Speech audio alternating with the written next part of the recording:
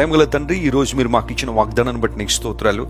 సియోను నివాసులు నీవు రాజ్యము చేస్తున్నావని, నీ మహిమ ప్రత్యక్షపరచబడుతుందనే విషయాలు విని వారు ఆనందించారని, సంతోషించారని మేము విన్నాం. అవును ప్రభువా, మా ఆనందం, మా అతిశయం, మా ఆధారం సమస్తం నువ్వే. నీలోనే మేమందరం ఆనందించినట్లుగా నీ కృపను అనుగ్రహించండి. ఈరోజు ఎంతమంది అయితే మా ప్రియులు దుఃఖకరమైన పరిస్థితుల్లో ఉన్నారో, గాయపడిన హృదయాలతో ఉన్నారో, కృంగిపోయిన మనసులతో ఉన్నారో, వారందరినీ మీరే లేవనెత్తి నీ బలమైన హస్తాన్ని వారి మీద ఉంచి, నీ కనికరాన్ని వారి మీద ఉంచండి. ఎవరైతే దీర్ఘకాలిక వ్యాధులతో బాధపడుతున్నారో, యేసు నామములో వారికి విడుదల ప్రకటిస్తున్నాను. స్వస్థతనివ్వండి, విడుదలివ్వండి.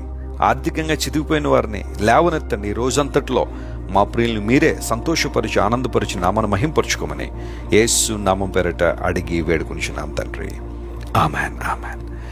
God bless you dear friends. Have a wonderful day. దేవుడు మిమ్మల్ని దీవించి బలపరచునుగాక.